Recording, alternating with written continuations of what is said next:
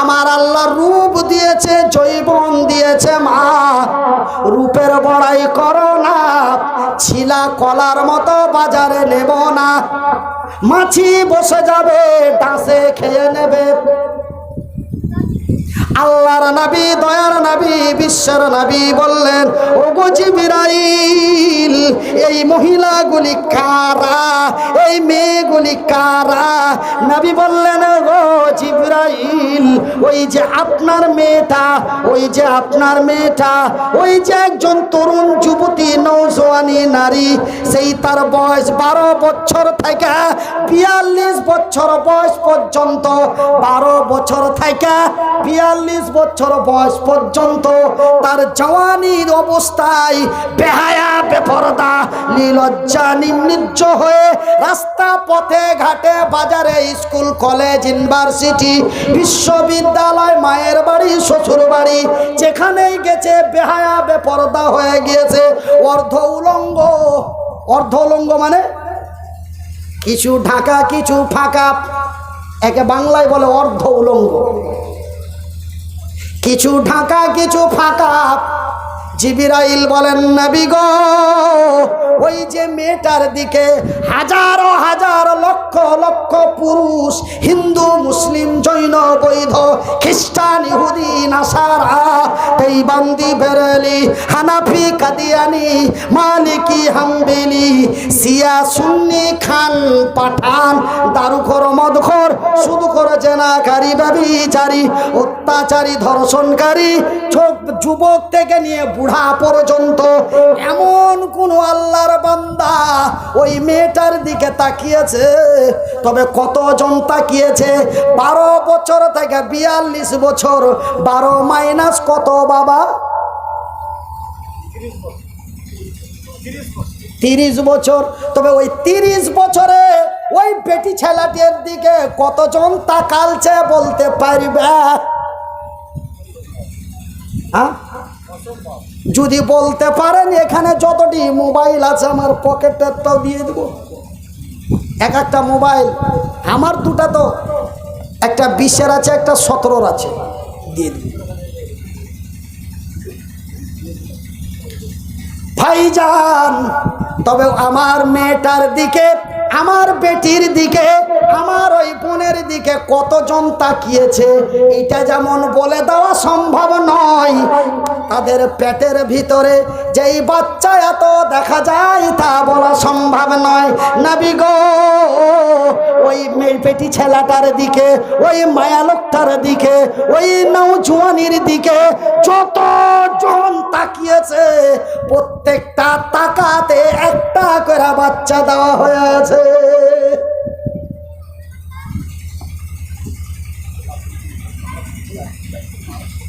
ভাইজি বনরে, একটা ছোড়া, একটা ছুরি, একটা লড়কা, একটি লড়কি, একটি নওজোয়ান, একটা নওজোয়ানি প্রচুর বনে পাটের ভয়ে মিলন করলো। এর নাম শুধু জেনা নয় রে, জেনা হয় চোখের। রাসূলের ইতিহাসে পাওয়া যায়, আল্লাহ তার পবিত্র কোরআনে পাওয়া যায়, জেনা হয় হাতের, জেনা হয় মনের। শুধু নির্জনে ঘরের ভিতরে ফাঁকা বাড়ি পায়া করিমের বহুর কাছে রহিম মজালিয়া পালিয়ে গেল। শুধু আর নাম জেনা নয় রে, একজন নারীকে দৃষ্টিপাত করে তাকিয়ে দেখার নাম জেনা। সেটা হলো চোখের জেনা। আল্লাহর নবী, দয়ার নবী, বিশ্বের নবীকে জিবরাইল উত্তরের জবাব দিয়ে বলেন, নবী গো, যতজন তাকিয়েছে প্রত্যেকটা দৃষ্টিতে, প্রত্যেকটা তাকাতে একটা করে বাচ্চা দেওয়া হয়েছে। আমার মায়ের, আমার বোনেরা, আমার ভাই এবং বন্ধুরা, যারা পেটির বাপ হয়েছ, হাত জড়িয়ে বলি, যারা বেটির বড় ভাই হয়েছ, হাত জড়িয়ে বলি, তোকে যদি তুই যতই নেকির কাজ কর, বহিনকে যদি সতর্ক না রাখতে পারিস রে, তোর বহিনের ওসিলায় তুই যাবি জাহান্নাম। কেন? একজন নারী 4 জন পুরুষকে জাহান্নামের রাস্তায় হাঁটিয়ে দেয়। একজন নারী চারজন পুরুষকে জাহান্নামের রাস্তায় তুলে দেয়। তার মধ্যে 1 নম্বর বাবা, 2 নম্বরে হলো বড় ভাই, 3 নম্বরে হলো তার স্বামী যান, তার স্বামী। আর ভাটিয়া ভাষায় কি কয় জি ভাই, শরম করছে নাকি? ভাতার। 1 নম্বর বাপ, 2 নম্বর বড় ভাই, 3 নম্বর ভাতার, 4 নম্বর শ্বশুর। শ্বশুর যদি বহুকে বেড়া অবস্থায় দেখে, বেটাকে বলতে হবে করিম রে, আব্দুল করিম বহুটাকে একটু সতর্ক করিস বেটা। কিন্তু শ্বশুর কোনোদিন বলেনি, বেটা কোনোদিন শুনেনি। ভাইজান আমি ব্যাখ্যা বিস্তারিত করতে যাই না ভাইজান, এমনই শাস্তি, এমনই ভয়াবহ আযাব ওই আল্লাহর জাহান্নামে এই মতো ভয়াবহ আযাব চলছে। তারা বিকট চিৎকার করছে আর বলে আল্লাহ আর সইতে পারি না, আর সহ্য হয় না, আর শুনতে পারি না, আর সহ্য হয় না। আল্লাহ ক্ষমা করে দাও, আল্লাহ মাফ করে দাও। আমার আল্লাহ বলে স্টপ। কি কানের গোড়ায় প্যান প্যান করছি? এখান কি ক্ষমা করার জায়গা? ক্ষমা করার জায়গাতে ছেড়ে চলে এসছি। এখানটা ক্ষমার জায়গা লয় রে, ক্ষমার জায়গা ছিল ইহকাল। এটা হলো ক্ষমার জায়গা। এখন আমরা যেখানে আছি এখানে লয়, মানে জমিনটা এইখানে ইহকাল জায়গা বলে, মানে এরকম করছি তার মানে জালসাতে ক্ষমা করলেও সব নাকি না। এই দুনিয়াটা হচ্ছে, এই দুনিয়াটা হলো ক্ষমার জায়গা, আর ওইখানটা ওই দুনিয়াটা হলো ফাইসালার জায়গা। ক্ষমার ওখানে হবে না রে। খরা ধারের লোকেরা মনিরুদ্দিন আষাঢ় শ্রাবণ মাসের গরমে ঘামে তিতে চিলিয়ে বুক ব্যথা করে হাত জোড় করে পা জোড় করে অকলি বিকলি করে তোমাদের বলেছিল, ছোট মুলবি বলে হাসে উড়িয়ে দিয়েছিলি, কেন আজকে ক্ষমা চাইছি? পারবো না রে, পারবো না। বলে আল্লাহ ক্ষমা যদি না করো তবে আর একবার মাইরা দাও, ঘুরে আসি। যে ক্ষমাটা আমার চেয়ে আসবো মেরে দাও। আমার আল্লাহ বলে রে পাগলের দলেরা, রে ছাগলের দলেরা, রে রহিমের মা করিমের খালা, রে রুবেলের চাচি সেন্টুর ফুফু, আজকে মরতে চাইলে তোদের মারবো না। কেন? এটা মরণের জায়গা নয় রে। কুল ইন্না কাইফা তাকফুরুনা বিল্লাহি ওয়া কুনতুম আমওয়াতান ফাআহইয়াকুম সুম্মা ইউমীতুকুম সুম্মা ইউহয়ীকুম সুম্মা ইলাইহি তুরজাউন। রে খরা ধারের লোকেরা, আমি তো মুনিরের মতো বেঈমান নয়, আমি তো করিমের মতো চিটার নয়। কেন? আমি হাজারো বছর পূর্বে তোমাদের বলে দিয়েছি কাইফা তাকফুরুনা বিল্লাহি। এটা তো তোমরা হাজার হাজার বছর আগে জানিয়ে দিয়েছি। তোরা মরা ছিলি, ভাটিয়া ভাষায় লোকাল ভাষায় বলছি, তোরা মরা ছিলি, মরা অবস্থায় তোরাকে জিন্দা করেছি, জিন্দা করার পরে তোরাকে মারাছি, মারার পরে ফের জিন্দা করেছি, আর মারব না, আর মারব না। তোমরা মৃত্যু ছিলে। তোমরা কি ছিলে? তোমরা মৃত্যু ছিলে, মৃত্যুর পরে জীবিত করেছি, জীবিতর পরে মৃত্যু করেছি। যতই মৃত্যু কামনা কর রে, মৃত্যু তোরে আর দর্শন করবে না, মরণ তোরে আর হবে না, তুই আর মরবি না। ভাই গো মরতে তরতে এখানেই হবে। এটা হলো ক্ষমার জায়গা, এটা হলো সব কিছুরই জায়গা, কিন্তু এটা হলো নেকি কামার জায়গা, এটা হলো গুনাহ ক্ষমা করার জায়গা। এই জায়গাটার নাম হলো ইহকাল, আর ওই জগৎটির নাম হলো পরকাল।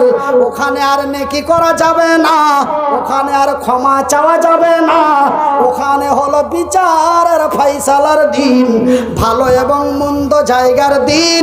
ভালো যদি হলেই গেলি জান্নাত, খারাপ যদি হলে গেলি জাহান্নাম। এই হলো ফাইসালার জায়গা। আর আকুলি বিকুলি কাকুতি মিনতি কেঁদে কেটে ফুফু দাদু চাচা নানা মা বাবা যেখান যা রে, তোর কোনো কাম হবে না।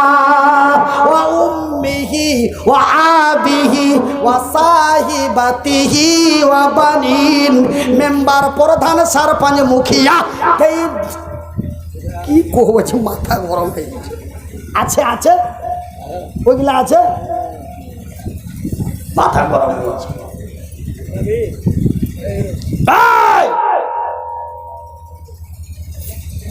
আব্দুল্লাহর দল, খালেকের দল, মালেকের দল, রুবেলের দল কাজ আর করবে না।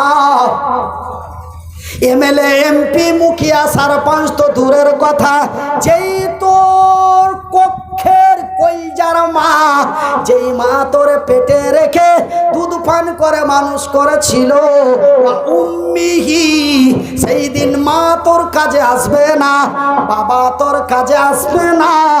যেই বিবিকে বড় ভালোবেসে লক্ষ টাকা খরচ করে বিবির আদর করে রেখেছিলি, এক বালিশে মাথা দিয়ে শুয়েছিলি,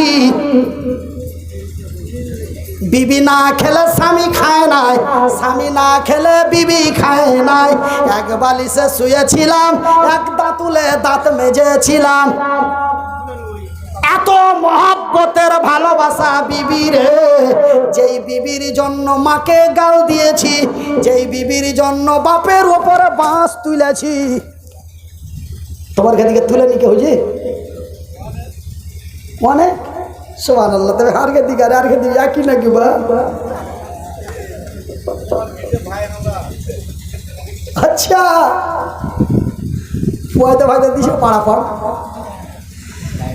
এ জাগি জাগি জাগি রে মুসলমান, এ জাগি জাগি রে মুসলমান, চৌদিকে ফিরিয়ে দেখ তুই তৌহিদি ফরমান। ভাইজান আব্বাজান রে আমার সোনা চান বন্ধুরা, শুনে জানা রাতের বেলা আমি মনিরউদ্দিন বলি মা, আমি মনিরউদ্দিন বলি বন্ধু, আমি মনিরউদ্দিন বলি আব্বা।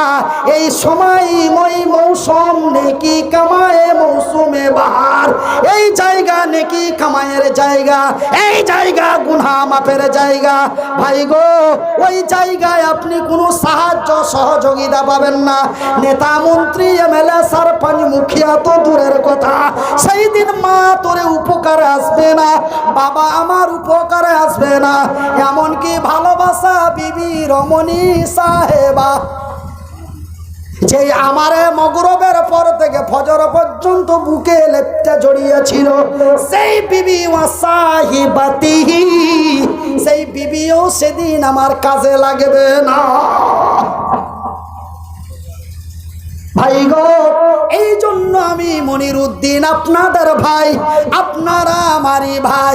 বর্তমান দেশের হালত ভালো নাই, হাত দুটি জড়িয়ে বলি ভাই, যদি শহীদ হয়ে মারা যায় যেন আল্লাহর জান্নাতে যেতে পায়।